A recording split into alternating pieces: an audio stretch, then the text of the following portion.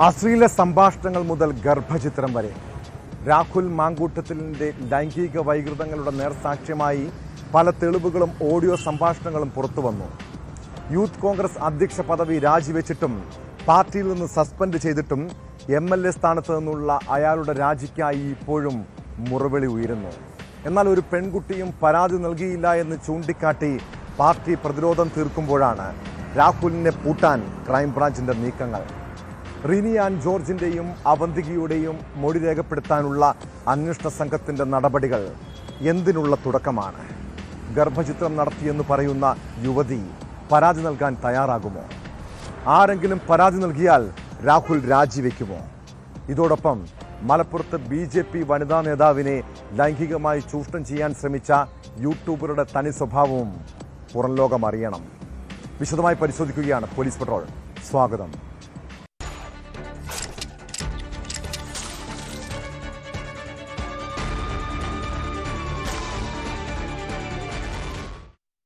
Palakkad MLA Rahul Mamkootathil ഗർഭചിത്രം നടത്താൻ നിർബന്ധിച്ച യുവതി ആരാണ്? ആ യുവതിയെ കണ്ടെത്താനുള്ള നീക്കത്തിലാണ് ക്രൈംബ്രാഞ്ച്. പിന്തുടർന്ന് ശല്യപ്പെടുത്തൽ, ഭീഷണിപ്പെടുത്തൽ, അശ്ലീല സന്ദേശമയക്കൽ എന്നിവയുടെ അടിസ്ഥാനത്തിൽ രജിസ്റ്റർ ചെയ്ത കേസ് എത്രത്തോളം നിലനിൽക്കും? രാഹുലിനെതിരെ കുരുക്കുമുറുക്കാൻ ഉറച്ചാണ് ക്രൈംബ്രാഞ്ച് നടപടികൾ. ഇതിന്റെ അടിസ്ഥാനത്തിൽ ആരോപണമുന്നയിച്ച യുവതികളുടെ മൊഴിയെടുക്കാനുള്ള ശ്രമം തുടങ്ങി. രാഹുലിനെതിരെ ഗുരുതര വെളിപ്പെടുത്തൽ നടത്തിയ റിനി ആൻ ജോർജ്, ട്രാൻസ് വുമൺ അവന്തിക എന്നിവരുടെ മൊഴിയാകും ആദ്യം രേഖപ്പെടുത്തുക. സൈബർ വിദഗ്ധരെ ഉൾപ്പെടുത്തി അന്വേഷണ സംഘത്തെ ഉടൻ തീരുമാനിക്കുമെന്നാണ് സൂചന.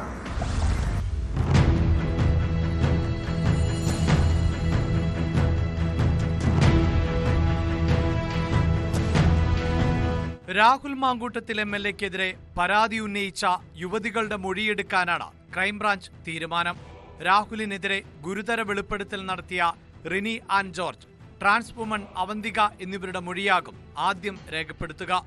അവന്തികയിൽ നിന്ന് രേഖാമൂലം പരാതി ലഭ്യമാക്കാനും ശ്രമമുണ്ടാകും. ഗർഭചിത്രം സംബന്ധിച്ച സംഭാഷണത്തിൽ ഉൾപ്പെട്ട യുവതിയുടെ മൊഴിയും എടുക്കും. ഇവർക്ക് പരാതി നൽകാൻ താൽപ്പര്യമുണ്ടോ എന്നതുൾപ്പെടെ ചോദിച്ചറിയും. സമൂഹ മാധ്യമങ്ങളിലൂടെ പുറത്തുവന്ന ഡിജിറ്റൽ തെളിവുകളുടെ ആധികാരികതയും പരിശോധിക്കും. വിശദമായ അന്വേഷണത്തിനൊടുവിൽ മാത്രമേ രാഹുലിനെ ചോദ്യം ചെയ്യുന്നത് സംബന്ധിച്ചുള്ള തീരുമാനത്തിലേക്ക് എത്തുകയുള്ളൂ. പിന്തുടർന്ന് ശല്യപ്പെടുത്തൽ, ഭീഷണിപ്പെടുത്തൽ, അശ്ലീല സന്ദേശമയക്കൽ എന്നിവയ്ക്കാണ് നിലവിൽ DGPയുടെ നിർദ്ദേശപ്രകാരം കേസെടുത്തിരിക്കുന്നത്. മുഖ്യമന്ത്രിയുടെ ഓഫീസിലും ചില പരാതികൾ ലഭിച്ചിട്ടുള്ളതായാണ് സൂചന. ഇവയും അന്വേഷണ പരിധിയിൽ വരും.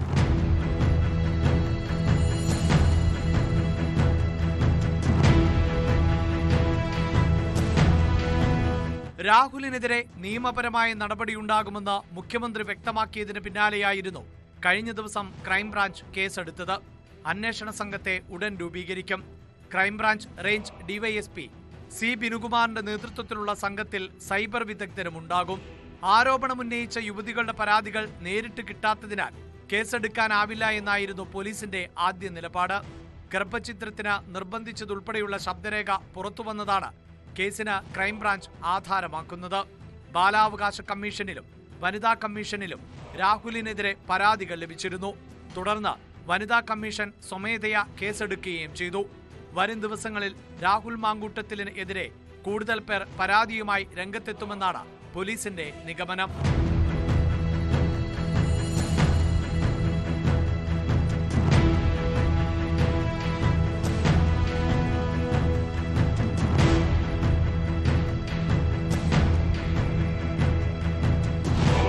ന്യൂസ് 18 തിരുവനന്തപുരം. സ്വഭാവ ദൂഷ്യം കാരണം വീട്ടിൽ കയറ്റാൻ കൊള്ളാത്ത ചില മനുഷ്യരുണ്ട് നമ്മുടെ സമൂഹത്തിൽ. പുറമെ മാന്യന്മാരെന്ന് നടിക്കുന്ന ഇത്തരം ആളുകളെ അടുത്തറിയുമ്പോഴാണ് അവരെക്കുറിച്ച് മനസ്സിലാകുന്നത്. എന്നാൽ അങ്ങനെ സ്വഭാവ വൈകൃതമുള്ളവരാണെന്ന് തിരിച്ചറിഞ്ഞാലും സൗഹൃദവുമായി മുന്നോട്ടു പോകുന്നവരെ കാണാം. മലപ്പുറത്ത് ഒരു യൂട്യൂബറുമായുള്ള ബന്ധം BJP പ്രാദേശിക വനിതാ നേതാവിന് വിനയായി തീർന്ന സംഭവത്തെക്കുറിച്ചാണ് പറഞ്ഞു വരുന്നത്. സൗഹൃദം നടിച്ച് വീട്ടിലെത്തി ബലാത്സംഗം ചെയ്യാൻ ശ്രമിച്ചെന്നാണ് യുവതിയുടെ പരാതി. കേസിൽ യൂട്യൂബർ മലപ്പുറം കൂരാട് സ്വദേശി സുബൈറുദ്ദീൻ എന്ന സുബൈർ ബാബുവിനെ വണ്ടൂർ പോലീസ് അറസ്റ്റ് ചെയ്തു. മുൻപ് BJP പ്രവർത്തകനായിരുന്ന സുബൈറിനെ സ്വഭാവ ദൂഷ്യത്തെ തുടർന്ന് 2 വർഷം മുൻപ് പാർട്ടിയിൽ നിന്നും പുറത്താക്കിയിരുന്നു.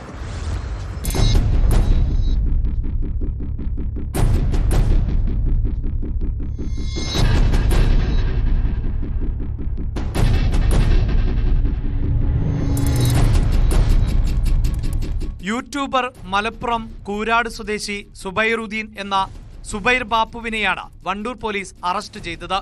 ഈ മാസം 10 വൈകിട്ട് വീട്ടിലെത്തി മാനഭംഗപ്പെടുത്തിയെന്നാണ് BJP വനിതാ നേതാവിന്റെ പരാതി.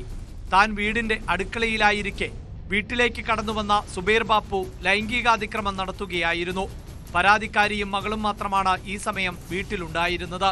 തുടർന്നും നിരന്തരം ഫോണിലൂടെ വിളിച്ച് ഇക്കാര്യം പറഞ്ഞ് ശല്യം ചെയ്തതായും പരാതിയിലുണ്ട്. എന്റെ വീട്ടിൽ വന്ന് അപ്പൊ ആ സമയത്ത് ഞാൻ അടുക്കളയിലാണ്. അപ്പൊ എന്റെ മോളാണ് ഇങ്ങനെ വാതിൽ തുറന്നു കൊടുത്തത്, ചെറിയ മോള്. അപ്പൊ വാതിൽ തുറന്നിട്ട് നേരെ കിച്ചണിൽ വരുന്നേ ഞാൻ അങ്ങനെ അവിടെ ഭക്ഷണം കഴിച്ചിങ്ങാട്ട് കൈ കഴുകിയായിരുന്നു. അപ്പൊ എന്നെ പിടിച്ചിട്ട് നമുക്കിതിൽ തുറന്ന് പറയാൻ പറ്റില്ല. 2-3 മിനിറ്റ് സമയം കൊണ്ട് ഇയാൾ എന്തൊക്കെ ഒരു പെണ്ണിനെ കാണിക്കാൻ പറ്റും അത്രയും വൃത്തികേടുകൾ നമ്മുടെ സ്വകാര്യ ഭാഗങ്ങളിൽ ചെയ്തു. അപ്പൊ ഇതിനെതിരെ ഞാൻ 27/10/2025 പരാതി കൊടുത്തിട്ടുണ്ട് പോലീസ് സ്റ്റേഷനിൽ. അപ്പൊ അതിന് അയാൾക്ക് ജാമ്യമില്ലാ വകുപ്പ് എടുക്കണം എന്നാണ് എനിക്ക് പറയാനുള്ളത്. ഇയാൾ ഒരിക്കലും ഇനിയെങ്കിലും ഞങ്ങളെ പഞ്ചായത്തിൽ സ്ത്രീകൾക്ക് മര്യാദക്ക് ജീവിക്കണം. കാരണം പല സ്ത്രീകളും ഒറ്റക്ക് താമസിക്കുന്നവരുണ്ടല്ലോ. ഇപ്പൊ ഞാൻ ഒറ്റക്ക് താമസിക്കേണ്ട ഒരാളാണ്. ഭർത്താവ് ഇല്ലവരും ഇല്ലാത്തവരും ഗൾഫില്ലവരൊക്കെ ഉണ്ടാവും. അവർക്കൊക്കെ ഇയാളൊരു ശല്യമായി മാറിയിട്ടാണ്. ഇത് ആരും എന്താന്ന് വെച്ചാൽ ഇത് പുറത്തു പറയാൻ വരുന്നില്ല എന്നുള്ളൂ. ഞാനിപ്പോ ഇത് ഒരാഴ്ച വൈകിട്ടാണെങ്കിൽ ഞാൻ അത് പറഞ്ഞു എന്ന് മാത്രം. അപ്പൊ എനിക്ക് പറയാനുള്ളതാണ്, ഇയാളെ വെറുതെ വിടരുത്. സംഭവത്തിൽ യുവതി നൽകിയ പരാതിയുടെ അടിസ്ഥാനത്തിൽ നടത്തിയ അന്വേഷണത്തിലാണ് പോലീസ് സുബൈറുദ്ദീനെ അറസ്റ്റ് ചെയ്തത്. വീട്ടിൽ അതിക്രമിച്ചു കയറി മാനഭംഗപ്പെടുത്തി ഫോണിലൂടെ നിരന്തരം ശല്യം ചെയ്തു തുടങ്ങിയ കുറ്റങ്ങളാണ് പ്രതിക്കെതിരെ ചുമത്തിയിട്ടുള്ളത്. ഇയാൾ മുമ്പ് BJP പ്രവർത്തകനായിരുന്നുവെന്നും അങ്ങനെയാണ് പരിചയപ്പെടുന്നത് എന്നും യുവതി പറയുന്നു. സ്വഭാവ ദൂഷ്യത്തെ തുടർന്ന് സുബൈറുദ്ദീനെ 2 വർഷം മുമ്പ് പാർട്ടിയിൽ നിന്നും പുറത്താക്കുകയായിരുന്നുവെന്നാണ് പറയപ്പെടുന്നത്. സംഭവത്തിൽ വിശദമായ അന്വേഷണം നടത്തിവരുന്നതായി പോലീസ് പറഞ്ഞു.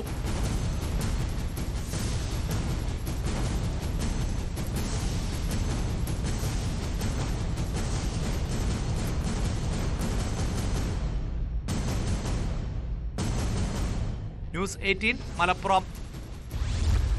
സിനിമ മാഫിയ ബന്ധങ്ങൾ കുറേ നാളുകളായി മലയാള ചലച്ചിത്ര മേഖലയിൽ വിവാദങ്ങൾ സൃഷ്ടിക്കുന്നുണ്ട്. ഗുണ്ടാ ബന്ധങ്ങളും ലഹരി സംഘങ്ങളുമായുള്ള ചങ്ങാത്തവും പലരെയും വിവാദ താരങ്ങളാക്കും. കൊച്ചിയിലെ ബാറിലുണ്ടായ തർക്കത്തെ തുടർന്നുള്ള ആക്രമണത്തിൻ്റെ ദൃശ്യങ്ങൾ പുറത്തു വന്നതോടെയാണ് നടി ലക്ഷ്മി മേനോന്റെ ഗുണ്ടാ സൗഹൃദങ്ങൾ ചർച്ചയായത്. നടിയും ക്രിമിനൽ സംഘങ്ങളും തമ്മിൽ എന്താണ് ബന്ധം? എങ്ങനെയാണ് ലക്ഷ്മി മേനോൻ ഇവരുമായി സൗഹൃദത്തിലായത്? കൊച്ചിയിലെ ബാർ ആക്രമണത്തിന് നേതൃത്വം നൽകിയ മിഥുൻ സ്വർണ്ണ കവർച്ചാ കേസിലും പ്രതിയെന്ന് വിവരം. പോലീസ് അറസ്റ്റ് ചെയ്ത പറവൂർ സ്വദേശി മിഥുൻ 2023 തൃശൂരിൽ നടന്ന സ്വർണ്ണ കവർച്ചാ കേസിലെ മുഖ്യപ്രതിയാണ്. അതേസമയം നടി ലക്ഷ്മി മേനോനെ ആവശ്യമെങ്കിൽ നോട്ടീസ് നൽകി ചോദ്യം ചെയ്യലിന് വിളിപ്പിക്കാനാണ് പോലീസ് നീക്കം.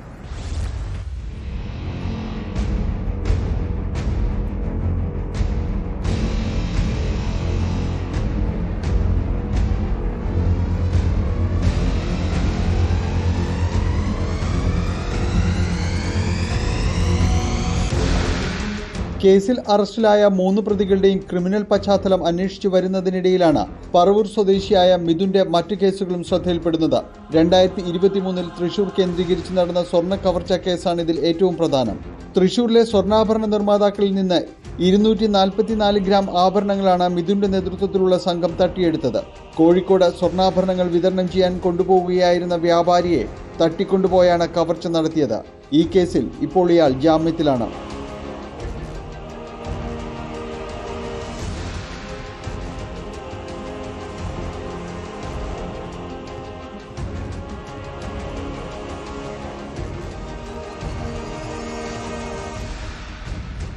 മിഥുന്റെ മറ്റ് കേസുകളും കൊട്ടേഷൻ സംഘം എന്ന നിലയിലുള്ളതാണ്. ഇയാൾക്ക് നടി ലക്ഷ്മി മേനോനുമായി നേരിട്ട ബന്ധമുണ്ടോ എന്ന് വ്യക്തമല്ല. ബാർ ആക്രമണ കേസിൽ അറസ്റ്റിലായ 3 പേരും ഇപ്പോൾ റിമാൻഡിലാണ്. മറ്റു പ്രതികളായ അനീഷിനെയും സോനയും കുറിച്ചുള്ള വിവരങ്ങളും പോലീസ് ശേഖരിച്ചു വരികയാണ്. അതേസമയം നടി ലക്ഷ്മി മേനോനെ സെപ്റ്റംബർ 18 കേസ് പരിഗണിക്കുന്നതുവരെ അറസ്റ്റ് ചെയ്യരുതെന്ന് ഹൈക്കോടതി വിലക്കിയിട്ടുണ്ട്. എന്നാൽ ചോദ്യം ചെയ്യുന്നതിന് ഇത് തടസ്സമല്ല. കേസന്വേഷണത്തിന് ആവശ്യമെങ്കിൽ നോട്ടീസ് നൽകി ഇവരെ വിളിപ്പിക്കുന്ന കാര്യം പോലീസ് ആലോചിക്കുകയാണ്. ഹൈക്കോടതിയിൽ നൽകിയ മുൻകൂർ ജാമ്യാപേക്ഷയിൽ പരാതിക്കാരനെതിരെ ഇവർ ഉയർത്തിയ ആരോപണങ്ങളും പോലീസ് അന്വേഷിക്കുന്നുണ്ട്. ബാനർജി റോഡിലെ ബാറിൽ വെച്ചുണ്ടായ സംഘർഷത്തിന് പിന്നാലെ കാറിനെ പിന്തുടർന്നെത്തി തട്ടിക്കൊണ്ടുപോയി മർദ്ദിച്ചെന്നായിരുന്നു IT ജീവനക്കാരന്റെ പരാതി. എന്നാൽ ഇയാൾ ലൈംഗിക അധിക്ഷേപം നടത്തിയെന്നും മോശമായി പെരുമാറിയെന്നുമാണ് ലക്ഷ്മി മേനോൻ മുൻകൂർ ജാമ്യാപേക്ഷയിൽ ആരോപിക്കുന്നത്.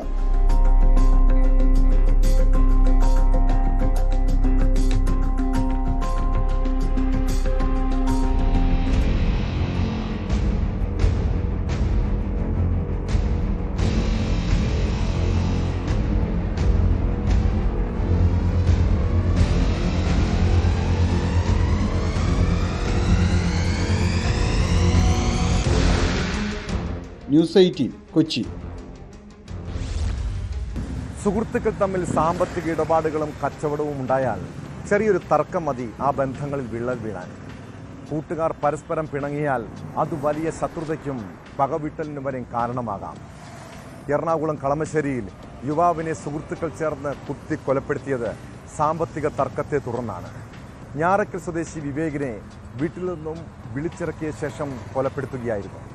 കളമശ്ശേരി സുന്ദരിഗിരിക്ക് സമീപം യുവാവിൻ്റെ വീട്ടുകാരുടെ കൺമുന്നിൽ വെച്ചാണ് കൊല നടന്നത്. കേസിൽ സനോജ്, പ്രസാദ്, ജോയൽ എന്നിവരെ പോലീസ് അറസ്റ്റ് ചെയ്തു.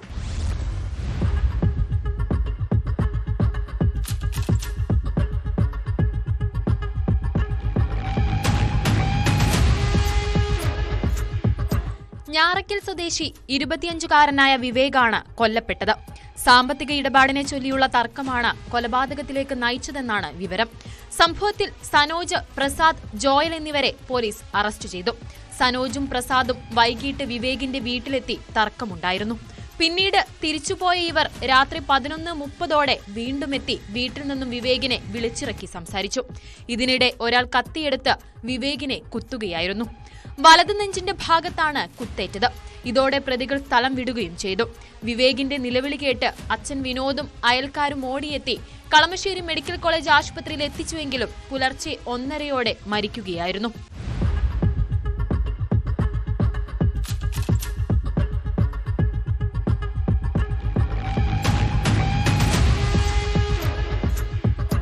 കൊല്ലപ്പെട്ട വിവേകും പ്രതികളും സുഹൃത്തുക്കളായിരുന്നു. സനോജിന്റെ വാഹനം വാടകയ്ക്കെടുത്തതുമായി ബന്ധപ്പെട്ട സാമ്പത്തിക ഇടപാടിനെ ചൊല്ലിയായിരുന്നു തർക്കമെന്ന് പോലീസ് പറയുന്നു.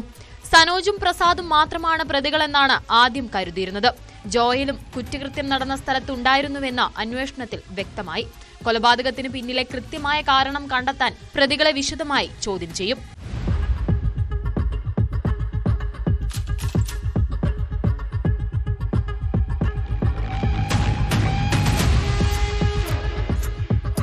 ന്യൂസ് 18 കളമശ്ശേരി.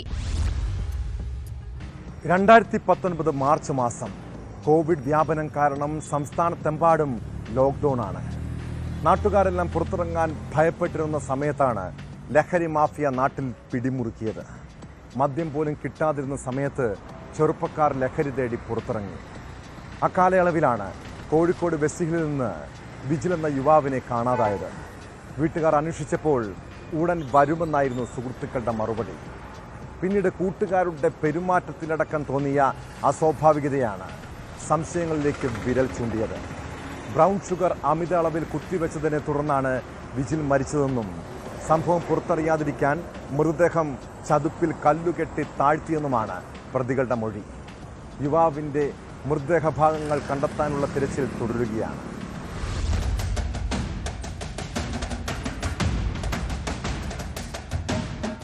വിജിലിന്റെ മൃതദേഹം കുഴിച്ചുമൂടിയെന്ന പ്രതികളുടെ മൊഴിയുടെ അടിസ്ഥാനത്തിലാണ് സരോവരത്തിന് സമീപത്തെ ചതുപ്പ് നിലത്തിൽ തിരച്ചിൽ ആരംഭിച്ചത്. മഴ ശക്തമായതോടെ മണ്ണ് നീക്കം ചെയ്യുന്നത് ദുഷ്കരമാണ്. തെരച്ചിലിനായി മണ്ണുമാന്തി യന്ത്രവും കൊച്ചിയിൽ നിന്നെത്തിയ കടാവർ നായകളെയും ഉപയോഗിക്കുന്നുണ്ട്.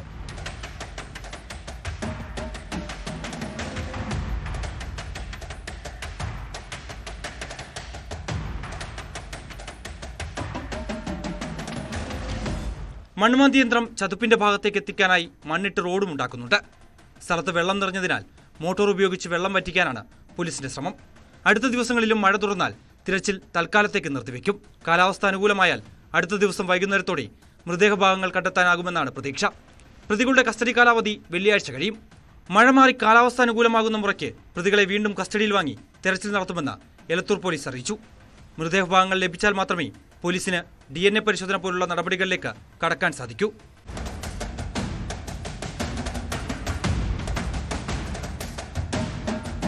ആറു വർഷം മുമ്പ് മയക്കുമരുന്ന് ഉപയോഗത്തിനിടെ മരിച്ച എലത്തൂർ സ്വദേശിയായ വിജിലിന്റെ മൃതദേഹം സുഹൃത്തുക്കൾ രഹസ്യമായി കുഴിച്ചുമൂടിയെന്നാണ് കേസ്.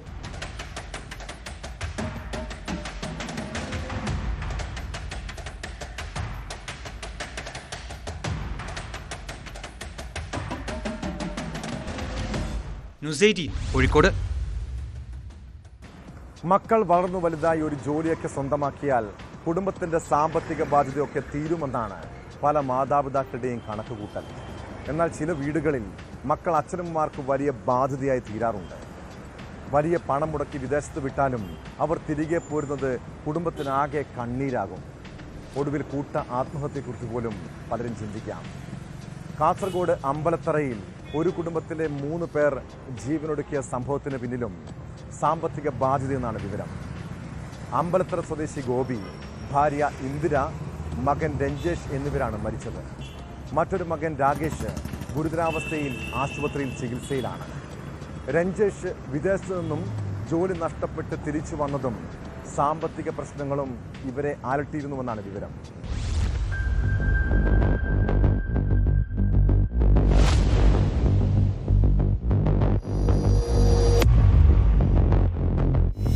അമ്പലത്തറ പോലീസ് സ്റ്റേഷൻ പരിധിയിലെ പറക്കളായിൽ ഒരു കുടുംബത്തിലെ 3 പേർ കൂട്ട ആത്മഹത്യ ചെയ്തു. ഒണ്ടാംപുളിക്കാലിലെ ഗോപി, ഭാര്യ ഇന്ദിര, മകൻ രഞ്ജേഷ് എന്നിവരാണ് ആസിഡ് കുടിച്ച് ജീവനൊടുക്കിയത്.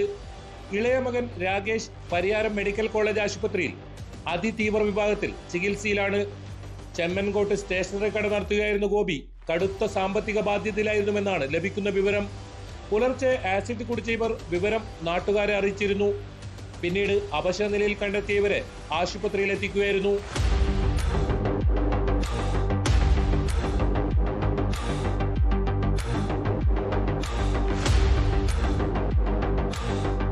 ഗോപി സംഭവ സ്ഥലത്ത് വെച്ച് തന്നെ മരണപ്പെട്ടിരുന്നു.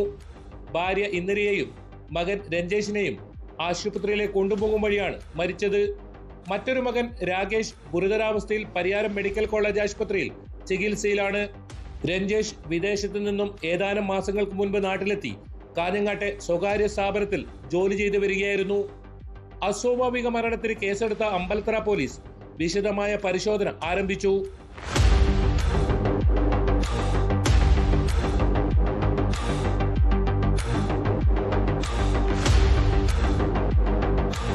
ന്യൂസ് 18 കാസർഗോഡ്. പോളിടെക്നിക് വിദ്യാർത്ഥിയെ ഭീഷണിപ്പെടുത്തിയും മർദ്ദിച്ചും കാല് പിടിപ്പിക്കുന്ന സഹപാഠികൾ. പിന്നീട് അതിൻ്റെ ദൃശ്യങ്ങൾ പകർത്തി സമൂഹ മാധ്യമങ്ങളിൽ പ്രചരിപ്പിച്ച് ആനന്ദം കണ്ടെത്തുന്നവർ. എറണാകുളം പിറവത്തെ ഒരു പോളിടെക്നിക് കോളേജിലെ വിദ്യാർത്ഥികളാണ് തെരുവ് ഗുണ്ടകളെപ്പോലെ ഭീകരാന്തരീക്ഷം സൃഷ്ടിച്ചത്. ദൃശ്യങ്ങൾ പുറത്തു വന്നതോടെ 5 വിദ്യാർത്ഥികളെ കോളേജിൽ നിന്നും സസ്പെൻഡ് ചെയ്തു. 1ാം വർഷ പോളിടെക്നിക് വിദ്യാർത്ഥി വീട്ടിൽ നിന്നും വിളിച്ചിറക്കി കൊണ്ടുപോയി ക്രൂരമായി മർദ്ദിച്ച കേസിൽ പോലീസും റിപ്പോർട്ട് തേടിയിട്ടുണ്ട്. സംഭവത്തിന് പിന്നിൽ റാഗിംഗ് അല്ലെന്നും ക്ലാസ്സിൽ വെച്ചുണ്ടായ പ്രശ്നങ്ങളാണ് ആക്രമണത്തിന് കാരണമെന്നുമാണ് സൂചന.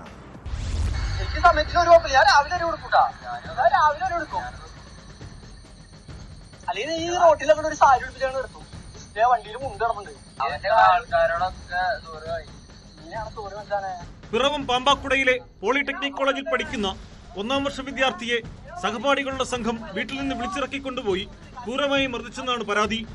പിന്നീട് ആക്രമണത്തിന്റെ ദൃശ്യങ്ങൾ പകർത്തി ഇവർ തന്നെ സമൂഹ മാധ്യമങ്ങളിൽ പ്രചരിപ്പിക്കുകയായിരുന്നു. വിദ്യാർത്ഥിയെ ചോദ്യം ചെയ്യുന്നതും തള്ളിയിടുന്നതും പിന്നീട് 3 പേരുടെ കാലു പിടിപ്പിക്കുന്നതും ദൃശ്യങ്ങളിലുണ്ട്.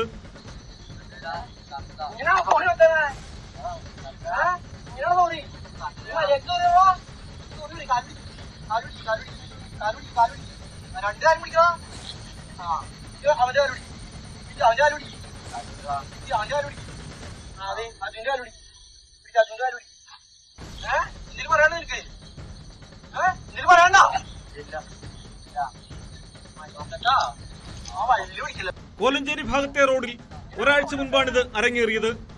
ഒരേ ക്ലാസ്സിൽ പഠിക്കുന്ന കുട്ടികളാണെന്നും സീനിയർ വിദ്യാർത്ഥികൾക്ക് അക്രമത്തിൽ പങ്കില്ലെന്നും വന്നതോടെ സംഭവം റാഗിംഗ് അല്ലെന്ന് കോളേജിലെ ആന്റി റാഗിംഗ് സമിതിയുടെ അന്വേഷണത്തിൽ കണ്ടെത്തി. 1ാം വർഷ ക്ലാസ്സിലെ കുട്ടികൾക്കിടയിൽ കഴിഞ്ഞ കുറച്ചു ദിവസമായി നിലനിൽക്കുന്ന തർക്കവും വഴക്കുമാണ് കാലുപിടിപ്പിക്കലിൽ കലാശിച്ചത്. അതിക്രമത്തിനിരയായ വിദ്യാർത്ഥിയും വീട്ടുകാരും ഇത് സംബന്ധിച്ച് പോലീസിൽ പരാതിപ്പെട്ടിട്ടില്ല. സംഭവത്തിൽ അന്വേഷണം നടത്തിയ കോളേജ് അധികൃതർ 5 വിദ്യാർത്ഥികളെ സസ്പെൻഡ് ചെയ്തതായി പ്രിൻസിപ്പൽ അറിയിച്ചു. റാഗിംഗ് അല്ലെന്നാണ് കോളേജിലെ ആന്റി റാഗിംഗ് സമിതി റിപ്പോർട്ട് നൽകിയതെന്നും പരാതിക്കാരില്ലാത്തതിനാൽ കേസെടുത്തിട്ടില്ലെന്നുമാണ് രാമമംഗലം പോലീസിന്റെ നിലപാട്.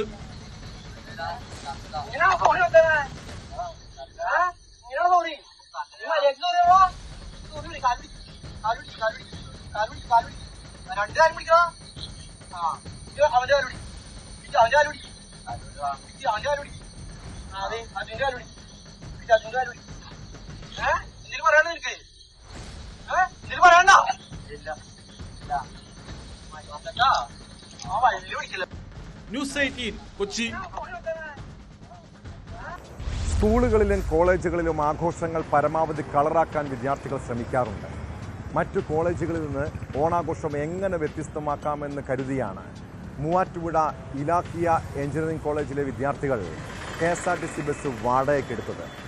എന്നാൽ ബസ്സിലെ ഓണാഘോഷം വിവാദമായെന്ന് മാത്രമല്ല, KSRTC അധികൃതരും കോളേജും വിദ്യാർത്ഥികളുമൊക്കെ പുലിവാല് പിടിച്ചിരിക്കുകയാണ്. ബസ്സിൻ്റെ ഫുട്ബോർഡിൽ പെൺകുട്ടികളടക്കം നിന്നുകൊണ്ടായിരുന്നു യാത്ര. കുട്ടികളുടേത് അപകടയാത്രയായിരുന്നുവെന്നും സുരക്ഷാ മാനദണ്ഡങ്ങൾ പാലിച്ചില്ലെന്നും വിമർശനമുണ്ട്. ബസ്സിന് പുറമെ കാറുകളുടെ ഡോറുകളിലും ബോണറ്റിലും വിദ്യാർത്ഥികളിരുന്ന് യാത്ര ചെയ്യുന്ന ദൃശ്യങ്ങളും പുറത്തു വന്നു.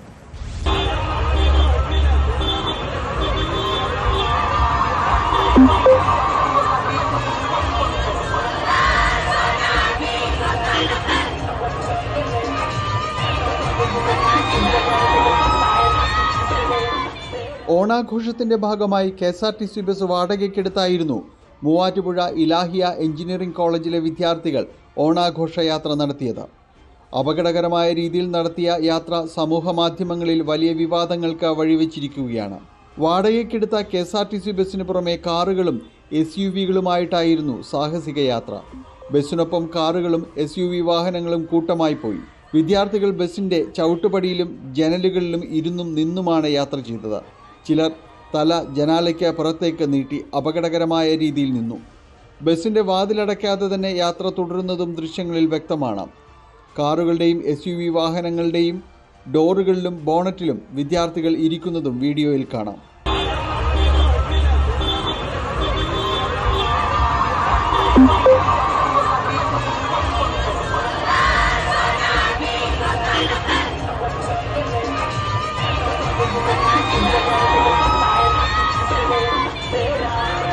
സംഭവത്തിന്റെ ദൃശ്യങ്ങൾ പുറത്തു വന്നതോടെ KSRTC ജീവനക്കാരുടെ പങ്കും ചോദ്യം ചെയ്യപ്പെടുന്നുണ്ട്. ഇത്തരം അപകടകരമായ യാത്ര അവർ അനുവദിച്ചത് എങ്ങനെയെന്ന് വ്യക്തമല്ല. നിയമലംഘനത്തിന് സാധ്യതയുള്ള നടപടിയാണ് വിദ്യാർത്ഥികൾ നടത്തിയതെന്നാണ് പൊതുവിലയിരുത്തൽ. മോട്ടോർ വാഹന വകുപ്പ് മുൻപ് നിരവധി പ്രാവശ്യം സ്വകാര്യ വാഹനങ്ങളിൽ നടക്കുന്ന ഇത്തരം അപകട യാത്രകൾക്കെതിരെ നടപടിയെടുത്തിട്ടുണ്ട്. ഡ്രൈവർമാരുടെ ലൈസൻസ് റദ്ദാക്കൽ, വാഹനങ്ങളുടെ പെർമിറ്റ് പിടിച്ചെടുക്കൽ, പിഴ എന്നിവയാണ് പതിവ് നടപടി. എന്നാൽ KSRTCക്കെതിരെ മോട്ടോർ വാഹന വകുപ്പ് എന്ത് നടപടി സ്വീകരിക്കുമെന്നാണ് അറിയേണ്ടത്.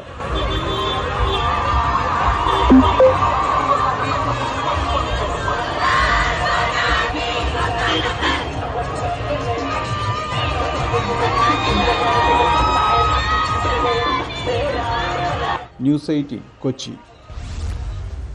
നൈറ്റ് ഡ്യൂട്ടി ചെയ്യുന്ന പോലീസുകാർ അതീവ ജാഗ്രത പുലർത്തേണ്ടവരാണ്. ഈ നാടിന് മാത്രമല്ല, പോലീസ് സ്റ്റേഷനും ജയിലിലും കാവൽ നിൽക്കേണ്ട ചുമതലയും അവർക്കുണ്ട്. അങ്ങനെയുള്ള പോലീസുകാർ രാത്രിയിൽ ഉറങ്ങിയാലുള്ള അവസ്ഥ എന്താകും?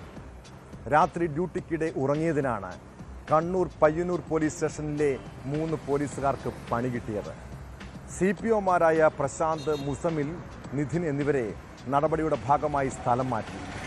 തളിപ്പറമ്പ് DYSP നൽകിയ റിപ്പോർട്ടിന്റെ അടിസ്ഥാനത്തിൽ കണ്ണൂർ റൂറൽ SP-യാണ് നടപടി സ്വീകരിച്ചത്.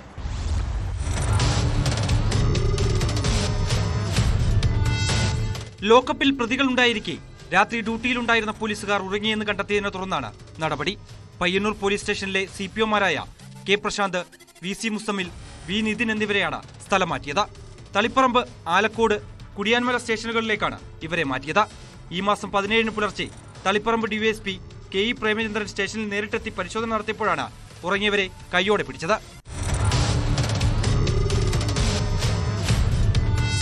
DYSP നൽകിയ റിപ്പോർട്ടിന്റെ അടിസ്ഥാനത്തിൽ കണ്ണൂർ റൂറൽ SP-യാണ് പോലീസുകാർക്കെതിരെ നടപടിയെടുത്തത്. പാറാവ് ഡ്യൂട്ടിയിലുണ്ടായിരുന്ന പോലീസുകാർ ഉറങ്ങിയെന്നാണ് അധികൃതർ പറയുന്നത്. അതേസമയം ഒരു പോലീസ് ഉദ്യോഗസ്ഥനാണ് ഉറങ്ങിപ്പോയതെന്ന് പോലീസുകാർ പറയുന്നു. സംഭവത്തിൽ DYSP അന്വേഷണം നടത്തിയിരുന്നു. സ്റ്റേഷനിലെ ലോക്കപ്പിൽ പ്രതികളുണ്ടായിരിക്കെ ഡ്യൂട്ടിയിലുണ്ടായിരുന്നവർ ഉറങ്ങിയത് ഗുരുതര കൃത്യവിലോപമാണെന്ന് വ്യക്തമാക്കിയാണ് നടപടി.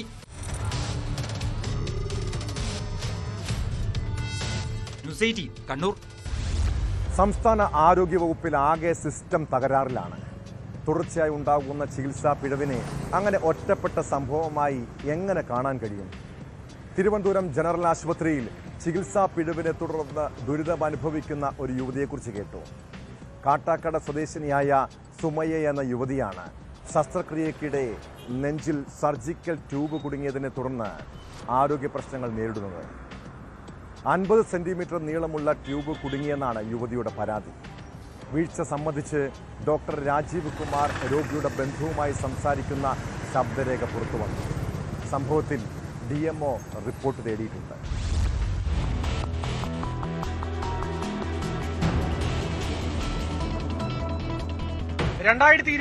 മാർച്ച് 22 തിരുവനന്തപുരം ജനറൽ ആശുപത്രിയിൽ തൈറോയ്ഡ് സംബന്ധമായ അസുഖത്തിന് സുമയ്യ ചികിത്സ തേടിയത്. ഡോക്ടർ രാജീവ് കുമാറാണ് ശസ്ത്രക്രിയ നടത്തിയത്. ശസ്ത്രക്രിയയ്ക്ക് ശേഷം ഞരമ്പ് കിട്ടാതെ വന്നപ്പോൾ രക്തവും മരുന്നുകളും നൽകാനായി സെൻട്രൽ ലൈൻ ഇട്ടു. ഇതിന്റെ ഗൈഡ് വയറാണ് നെഞ്ചിൽ കുടുങ്ങിക്കിടക്കുന്നത്. ശസ്ത്രക്രിയയ്ക്ക് ശേഷം ഈ വയർ നീക്കം ചെയ്തിരുന്നില്ല. വിട്ടുമാറാത്ത ശ്വാസമുട്ടലിനെ തുടർന്ന് സുമയ്യ മറ്റൊരു ഡോക്ടറുടെ നിർദ്ദേശപ്രകാരം എക്സ്റേ എടുത്തപ്പോഴാണ് ഗൈഡ് വയർ കുടുങ്ങിക്കിടക്കുന്ന കാര്യം അറിയുന്നത്.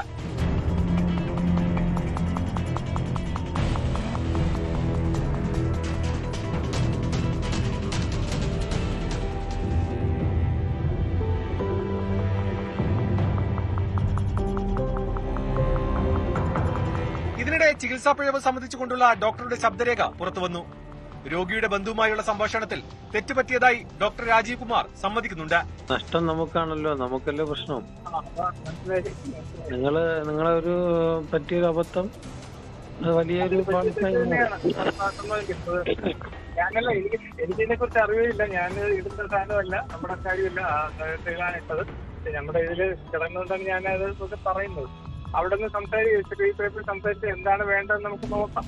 ഡോക്ടർ പറഞ്ഞതൊക്കെ എനിക്ക് മനസ്സിലായി. ഞാൻ ചോദിക്കുന്നതല്ല, ഇപ്പൊ നമുക്കാണ് പ്രശ്നം. രണ്ടാമത് ഇത് നിയമപരമായിട്ട് പോയി കഴിഞ്ഞാൽ ആർക്കാണ് പ്രശ്നം?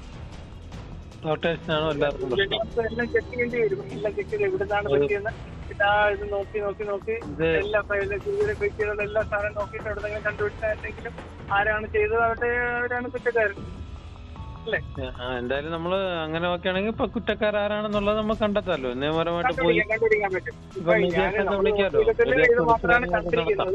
ഇത് മെയിൻ ഉത്തരവാദിത്വം ആരായിരുന്നു അന്ന് ഹോസ്പിറ്റലില്? സംശയമൊന്നുമില്ല. ഹോസ്പിറ്റലിൽ ചെയ്തപ്പോ ഹോസ്പിറ്റൽ ഉത്തരവാദിത്വം എടുത്തല്ലേ പറ്റൂ. എക്സ്റേ പരിശോധനയിൽ ധമനികളോട് ഒട്ടിപ്പോയതായി കണ്ടെത്തി. ഇനി ശസ്ത്രക്രിയ നടത്തി ട്യൂബ് പുറത്തെടുക്കാനാകില്ലെന്നാണ് വിദഗ്ധ ഡോക്ടർമാർ അറിയിച്ചത്. ഈ റിപ്പോർട്ട് വീണ്ടും ശ്രീചിത്രയിൽ കാണിച്ചപ്പോഴാണ് പറയുന്നത് ഇത് എടുക്കാൻ പറ്റത്തില്ല, ഇത് ഒട്ടിപ്പോയി, രക്തക്കുഴലിനകത്ത് ഇത് ഒട്ടിപ്പോയി, ഇതിന്റെ പുറത്ത് കൂടെ ഒരു കോട്ടിങ് സംഭവിച്ചിട്ടുണ്ട്. അപ്പോൾ ഇത് റിമൂവ് ചെയ്ത് കഴിഞ്ഞാൽ ഈ ഹാർട്ടിലായിട്ട് സൈഡിൽ ചെറുതായിട്ട് ഒട്ടിപ്പോയിട്ടുണ്ട്. അപ്പോൾ ഇത് റിമൂവ് ചെയ്യുമ്പോൾ ഹാർട്ടിന് ബ്ലീഡിങ് ഉണ്ടാകും. അപ്പോൾ അത് പിന്നെ വലിയൊരു മേജർ സർജറിയൊക്കെ ആ സമയത്ത് ചെയ്യേണ്ടി വരും. ഇപ്പം ഇത് കിടക്കണോണ്ട് കുഴപ്പമില്ല എന്നൊക്കെ പറഞ്ഞായിരുന്നു. നിയമപരമായിട്ട് നമ്മൾ മുന്നോട്ട് പോകും. സുമയ്യക്ക് കൃത്യമായിട്ട് ഈ സർജറി വീണ്ടും ചെയ്യേണ്ടി വന്നാൽ അതിനുള്ള മുഴുവൻ തുകയും ഈ പറഞ്ഞ രാജീവ് ഡോക്ടറും നിലവിൽ സർക്കാരൊക്കെ വഹിക്കേണ്ടതുണ്ട്. നഷ്ടപരിഹാരം കൃത്യമായിട്ട് ഈ സുമയ്യക്ക് കൊടുക്കേണ്ടതുണ്ട്. അതാണ് നമുക്ക് പറയാനുള്ളത്. ജില്ലാ മെഡിക്കൽ ഓഫീസർ വിഷയത്തിൽ ജനറൽ ആശുപത്രി അധികൃതരോട് റിപ്പോർട്ട് തേടിയിട്ടുണ്ട്.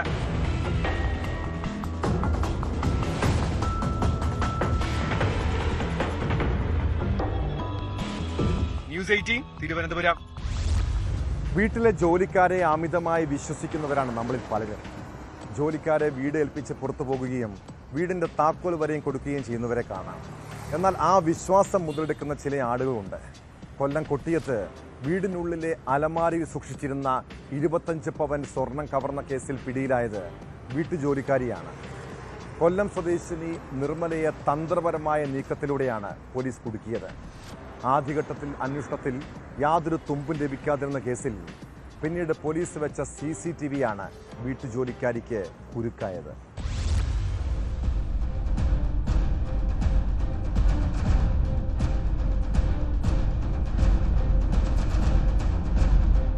കൊട്ടിയം സ്വദേശിനി ഷിജി യേശുദാസിന്റെ വീട്ടിലാണ് മോഷണം നടന്നത്. പിടിയിലായ നിർമ്മല ഇവരുടെ വീടിന് സമീപമുള്ള മറ്റൊരു വീട്ടിലാണ് നേരത്തെ ജോലി ചെയ്തിരുന്നത്. ഷിജിയുമായി സൗഹൃദത്തിലായതോടെ 3 മാസത്തിനു മുമ്പ് ഇവരുടെ വീട്ടിലേക്ക് മാറി. തുടർന്നായിരുന്നു 25 പവൻ സ്വർണം കാണാതെ പോയത്.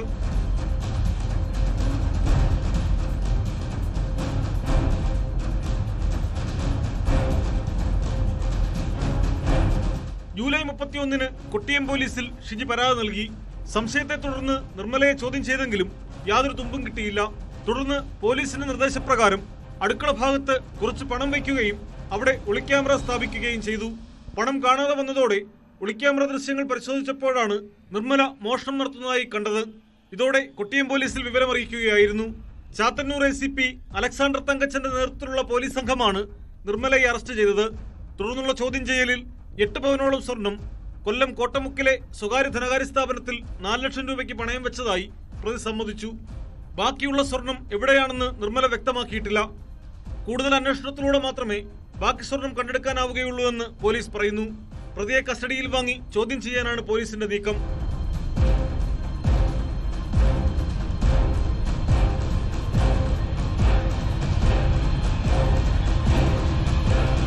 ന്യൂസ് 18 കൊട്ടാരക്കര. നമ്മുടെ നാട്ടിലെ പല കച്ചവടക്കാരും കടയുടെ ഷട്ടർ അല്പം താഴ്ത്തിയാണ് ഉച്ചയ്ക്ക് ഊണ് കഴിക്കാൻ പുറത്തു പോകുന്നത്. എന്നാൽ ഇക്കാലത്ത് ആരെയും അങ്ങനെ വിശ്വസിക്കരുത് കേട്ടോ. കട ഉടമ സ്ഥിരമായി ഇങ്ങനെ പോകുന്നത് ശ്രദ്ധിച്ച് കവർച്ച നടത്തുന്നവരുണ്ട്.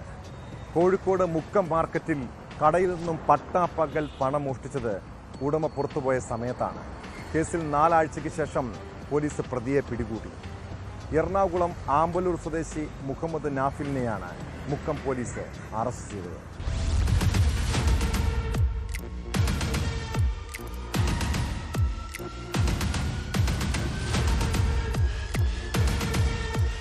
കഴിഞ്ഞ മാസം 31 ഉച്ചയ്ക്ക് 2 മണിയോടെ മുക്കം മാർക്കറ്റിലെ കോഴിത്തീറ്റ വിൽക്കുന്ന മുബാവ് ട്രേഡേഴ്സിലായിരുന്നു മോഷണം. സംഭവത്തിൽ എറണാകുളം ആമ്പല്ലൂർ സ്വദേശി മുഹമ്മദ് നാഫിലിനെയാണ് മുക്കം പോലീസ് പിടികൂടിയത്. കടയിലെ ജീവനക്കാർ ഉച്ചഭക്ഷണം കഴിക്കാൻ ഷട്ടർ പകുതി താഴ്ത്തിപ്പോയ സമയത്താണ് നാഫിൽ കടയിൽ കയറി 8000-ഓളം രൂപ മോഷ്ടിച്ചത്. മോഷണത്തിന്റെ CCTV ദൃശ്യങ്ങളും പുറത്തു വന്നിരുന്നു.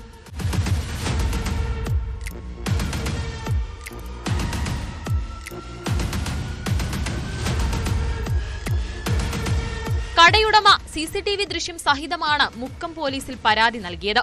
തുടർന്ന് പോലീസ് കേസെടുത്ത് നടത്തിയ അന്വേഷണത്തിലാണ് പ്രതിയെ എറണാകുളം മുളന്തുരുത്തിൽ നിന്ന് പിടികൂടിയത്.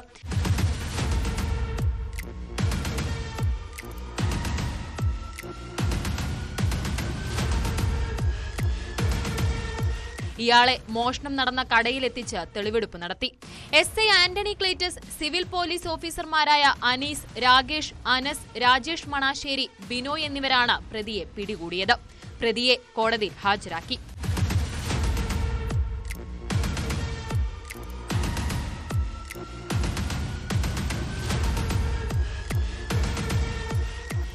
ന്യൂസ് 18 മുക്കം. സംസ്ഥാനത്ത് റെയിൽവേ സ്റ്റേഷനുകളും തിരക്കുള്ള സ്ഥലങ്ങളും കേന്ദ്രീകരിച്ച് മോഷണം നടത്തുന്ന സംഘങ്ങളുണ്ട്. തൃശൂർ കേച്ചേരി സ്വദേശി മുരളി, പട്ടാമ്പി സ്വദേശി സുജിത് എന്ന സുധി എന്നിവർ ഇങ്ങനെയുള്ള സ്ഥിരം കവർച്ചക്കാരാണ്.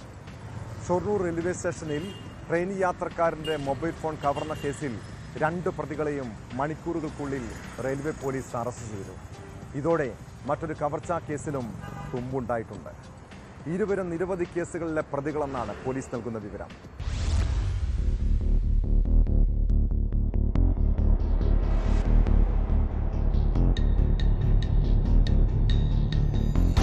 കഴിഞ്ഞ ദിവസം രാവിലെ ഷൊർണൂർ റെയിൽവേ സ്റ്റേഷനിലെ ടിക്കറ്റ് കൗണ്ടറിന് മുൻവശത്ത് നിൽക്കുകയായിരുന്ന കടമ്പഴിപ്പുറം പുഞ്ചപ്പാടം സ്വദേശിയായ രാധാകൃഷ്ണന്റെ 20,000 രൂപ വില വരുന്ന മൊബൈൽ ഫോണാണ് പ്രതികൾ മോഷ്ടിച്ചത്.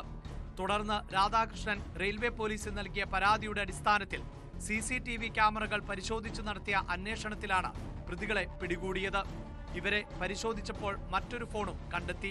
ഈ ഫോൺ പഴയന്നൂർ സ്വദേശിയിൽ നിന്നും മോഷ്ടിച്ചതാണ് എന്ന് പ്രതികൾ പോലീസിന് മൊഴി നൽകി.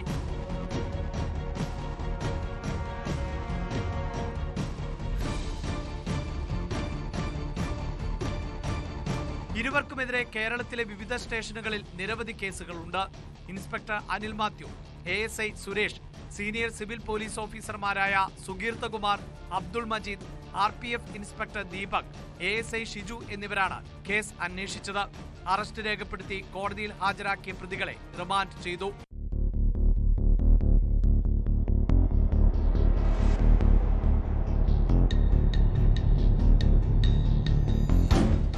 ന്യൂസ് 18 പട്ടാമ്പി. പള്ളികളും ക്ഷേത്രങ്ങളും മാത്രം കേന്ദ്രീകരിച്ച് കവർച്ച നടത്തുന്ന സംഘങ്ങൾ നാട്ടിൽ സജീവമാണ്. കോഴിക്കോട് നാദാപുരത്തും ഇടുക്കി മൂന്നാറിലും ക്ഷേത്രത്തിലാണ് മോഷണം നടന്നത്. നാദാപുരം അമ്പലപ്പറമ്പത്ത് ഭഗവതി ക്ഷേത്രത്തിൽ നിന്ന് ഭണ്ഡാരങ്ങൾ കുത്തി തുറന്ന് പണം കവർന്നു.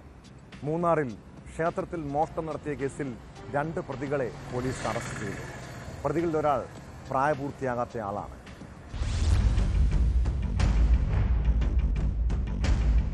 നാദാപുരം വാണിമേൽ അമ്പലപ്പറമ്പത്ത് ഭഗവതി ക്ഷേത്രത്തിലാണ് മോഷണം നടന്നത്. ക്ഷേത്ര ഭണ്ഡാരങ്ങൾ കുത്തിത്തുറന്ന് പണം അപഹരിച്ചിട്ടുണ്ട്. 3 അംഗ സംഘമാണ് ക്ഷേത്രത്തിൽ മോഷണം നടത്തിയത്. മോഷണത്തിന്റെ CCTV ദൃശ്യങ്ങളും പുറത്തു വന്നിട്ടുണ്ട്. സംഭവത്തിൽ കോഴിക്കോട് വളയം പോലീസ് കേസെടുത്ത് അന്വേഷണം തുടങ്ങി.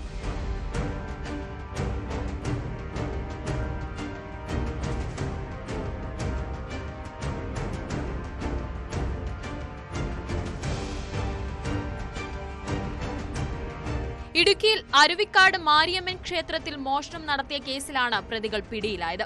ഈ മാസം 18-ന് രാത്രിയിലായിരുന്നു മോഷണം നടന്നത്. ക്ഷേത്രത്തിന്റെ പൂട്ട് തകർത്ത് വിഗ്രഹത്തിൽ ചാർത്തിയിരുന്ന 4 പവൻ സ്വർണമാലയും പഴയകാല നാണയങ്ങളും പണവുമായിരുന്നു കവർന്നത്.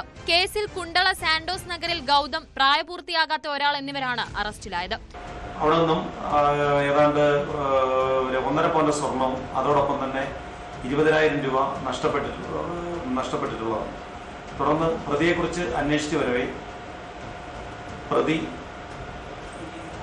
മൂന്നാർ ടൗണിൽ വെച്ച് പ്രതിയെ അറസ്റ്റ് ചെയ്തിട്ടുള്ളതും പ്രതിയിൽ നിന്നും മോഷണ മുതലുകൾ കണ്ടെടുത്തിട്ടുള്ളതുമാണ്. തുടർന്ന് നടത്തിയ അന്വേഷണത്തിൽ പ്രതി ദേവികുളം അരുവിക്കാട് അമ്മൻ കോവിൽ നിന്നും മോഷണം നടത്തിയിട്ടുള്ളതായി വെളിവായിട്ടുള്ളതും ആ മോഷണ മുതലുകൾ റിക്കവർ ചെയ്തിട്ടുള്ളതുമാണ്.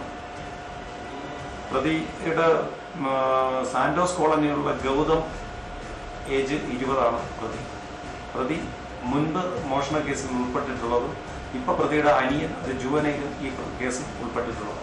മൂന്നാർ ടൗണിൽ നിന്നാണ് പ്രതികളെ പിടികൂടിയത്. നേരത്തെ കുണ്ടളയിലെ വീട്ടിൽ നിന്ന് 1.5 പവൻ സ്വർണവും 20,000 രൂപയും കവർന്ന കേസിലും ഇവർ പ്രതികളാണ്. ഗൗതമിനെ ദേവികുളം കോടതിയിൽ ഹാജരാക്കി റിമാൻഡ് ചെയ്തു. പ്രായപൂർത്തിയാകാത്ത പ്രതിയെ തൊടുപുഴ ജുവനൈൽ ജസ്റ്റിസ് ബോർഡിന് മുൻപിൽ ഹാജരാക്കി.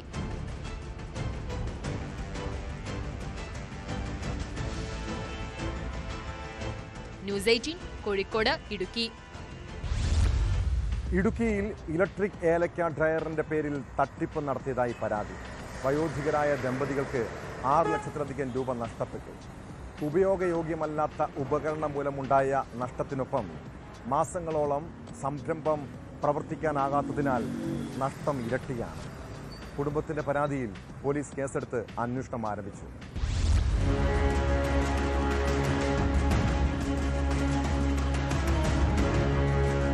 നെടുങ്കണ്ടം ചെമ്മണ്ണാർ സ്വദേശികളായ വെട്ടുകാട്ടിൽ ടോമി ജോർജും ഭാര്യ സെലിനുമാണ് പരാതിക്കാർ. കർഷകരായ ഇവർ വർഷങ്ങളായി ഏലക്ക ഉണക്കുന്ന ഡ്രയറും നടത്തുന്നുണ്ട്. വിറക് ഉപയോഗിച്ച് പ്രവർത്തിച്ചിരുന്ന ഡ്രയറിന് പകരമായി കഴിഞ്ഞ വർഷമാണ് ഇലക്ട്രിക് ഡ്രയർ സ്ഥാപിച്ചത്. ആലപ്പുഴ കേന്ദ്രീകരിച്ച് പ്രവർത്തിക്കുന്ന അഗ്രോ 3 സ്റ്റാർ എന്ന കമ്പനിയുടെ ഉപകരണമാണ് വാങ്ങിയത്. എന്നാൽ ഏലക്ക കൃത്യമായ അനുപാതത്തിൽ ഇതിൽ ഉണക്കിയെടുക്കാൻ സാധിക്കുന്നില്ലെന്നാണ് പരാതി. 6,19,000 രൂപ യൂണിയൻ ബാങ്കിൽ നിന്ന് ലോൺ ഉള്ളതാണ് വ്യവസായ വകുപ്പിൽ നിന്ന് അനുവദിച്ച്. ആ ലോണും തിരിച്ചടയ്ക്കാൻ പറ്റുന്നില്ല. ഞങ്ങളെ കണ്ടമാന സമ്മർദ്ദത്തിലാക്കിയിരിക്കുക. ഇതേപോലെ തന്നെ ഇത് കൂടാതെ ഒരു 3 ഡ്രയറും കൂടെ ഈ നമ്മുടെ നെടുങ്കണ്ടത്തിൻ്റെ പരിസരങ്ങളിലായിട്ട് വെച്ചിട്ടുണ്ട്. അത് 3ഉം പൊളിച്ചു. ഒരെണ്ണം പോലും പ്രയോജനകരമായ അവസ്ഥയിൽ ഇന്നില്ല. എല്ലാം പൊളിച്ചിട്ടിരിക്കുകയാണ്. അതിൽ ഒരെണ്ണം പൊളിച്ച് അവർ തടഞ്ഞിട്ടത് കൊണ്ട് അവരുടെ കാശ് ഇട്ടുകൊടുത്തു. ഞങ്ങളുടേത് കുറച്ച് പൈസ ബാങ്കിലേക്ക് റീഫണ്ട് ചെയ്തിട്ടുണ്ട്. ബാക്കി പൈസ തന്നിട്ടില്ല. വ്യവസായ വകുപ്പിന്റെ സഹായത്തോടെ ബാങ്ക് വായ്പ തരപ്പെടുത്തി 6,19,500 രൂപ മുടക്കിയാണ് ഇവർ ഇലക്ട്രിക് ഡ്രയർ സ്ഥാപിച്ചത്. ഉപകരണം കൃത്യമായി പ്രവർത്തിക്കാതെ വന്നതോടെ കമ്പനി അധികൃതർ നേരിട്ടെത്തി ഉപകരണത്തിന്റെ ഭാഗങ്ങൾ അഴിച്ചുമാറ്റിവെക്കുകയും പ്രവർത്തന സജ്ജമല്ലെന്ന് വിലയിരുത്തുകയും ചെയ്തു.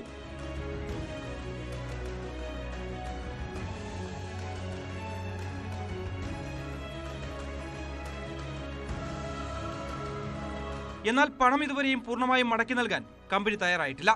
GST ഇനത്തിൽ നൽകിയ 1 ലക്ഷത്തോളം രൂപ മടക്കി നൽകില്ലെന്നാണ് കമ്പനിയുടെ നിലപാട്. സ്ഥാപനത്തിന്റെ പ്രവർത്തനം മാസങ്ങളോളം നിലച്ചതിനൊപ്പമാണ് ഈ തുകയും നഷ്ടമാകുന്ന സാഹചര്യമുള്ളത്. ബാങ്ക് വായ്പയുടെ തിരിച്ചടവായി മാസം തോറും 10,000 രൂപ വീതം ഇപ്പോഴും ഇവർ അടയ്ക്കുന്നുണ്ട്. ഉടുമ്പൻചോല, മാങ്ങാത്തൊട്ടി തുടങ്ങിയ വിവിധ മേഖലകളിലെ ഡ്രയർ ഉടമകൾ ഇതേ കമ്പനിയുടെ ഉപകരണം വാങ്ങി സമാന തട്ടിപ്പിന് ഇരയായിട്ടുണ്ട്. പലർക്കും നാമമാത്ര പണം മാത്രമാണ് തിരികെ ലഭിച്ചത്. തട്ടിപ്പ് സംബന്ധിച്ച് ടോമിയും ഭാര്യ സെല്ലിനും വ്യവസായ വകുപ്പിനും പോലീസിനും പരാതി നൽകി.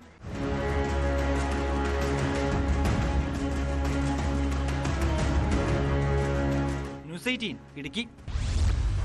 കുറ്റകൃത്യങ്ങളുടെ മറ്റു ചില വാർത്തകൾ ചുരുക്കത്തിൽ.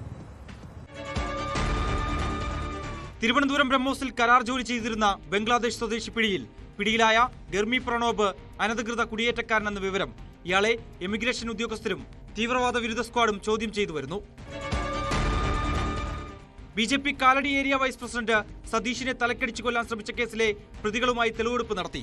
അക്കച്ചി മോനു എന്ന മിഥുൻ MS, കിറുക്കൻ രാഹുൽ എന്ന രാഹുലാർ, കഞ്ചാവ് വിഷ്ണു എന്ന വിഷ്ണു DK, പഴവുണ്ണി അപ്പൂസ് എന്ന നിതീഷ് എന്നിവരെയാണ് തെളിവെടുപ്പിനെത്തിച്ചത്. പാലക്കാട് MLA രാഹുൽ മാങ്കൂട്ടത്തിലുമായി ബന്ധപ്പെട്ട വാർത്തകളിൽ മലങ്കര ഓർത്തഡോക്സ് സുറിയാനി സഭാധ്യക്ഷൻ പ്രതികരിച്ചു എന്ന വ്യാജ പ്രചാരണത്തിനെതിരെ സഭ പരാതി നൽകി. ഓർത്തഡോക്സ് വിശ്വാസ സംരക്ഷൺ എന്ന വ്യാജ പ്രൊഫൈലിനെതിരെയാണ് സൈബർ സെല്ലിൽ പരാതി നൽകിയത്. കോതമംഗലം ഊന്നുകലിലെ ശാന്താക്കൊലക്കേസ് പ്രതി റിമാൻഡിൽ. അടിമാലി സ്വദേശി രാജേഷിനെയാണ് റിമാൻഡ് ചെയ്തത്. മനുഷ്യരുടെ സ്വഭാവത്തിന്റെ പ്രധാനപ്പെട്ട സവിശേഷത എല്ലാം മറക്കാൻ കഴിയുമെന്നതാണ്. എന്നാൽ ചില ദുരനുഭവങ്ങൾ നമ്മുടെ മനസ്സിൽ നൊമ്പരപ്പെടുത്തുന്ന ഓർമ്മകളായി അവശേഷിക്കാറുണ്ടല്ലേ? ഇത്തരം ഓർമ്മകൾ മനസ്സിലിട്ട് നടന്നാൽ എന്തെങ്കിലും പ്രയോജനമുണ്ടോ? അത് നമ്മളെ രോഗിയാക്കി മാറ്റാം. പ്രതികാര ചിന്തകൾ കുറ്റവാളിയാക്കാം. അത് നമ്മുടെ തന്നെ ജീവിതം തകർക്കുമെന്നുള്ളതാണ് പല സംഭവങ്ങളും പഠിപ്പിക്കുന്നത്. അതിനാൽ തന്നെ നല്ല കാര്യങ്ങൾ മനസ്സിൽ സൂക്ഷിച്ചാൽ തിന്മയിൽ നിന്നും കുറ്റകൃത്യങ്ങളിൽ നിന്നും ഒഴിഞ്ഞു നിൽക്കാൻ കഴിയും. ഇതോടെ പോലീസ് പെട്രോൾ പൂർണ്ണമാകുന്നു. നമസ്കാരം.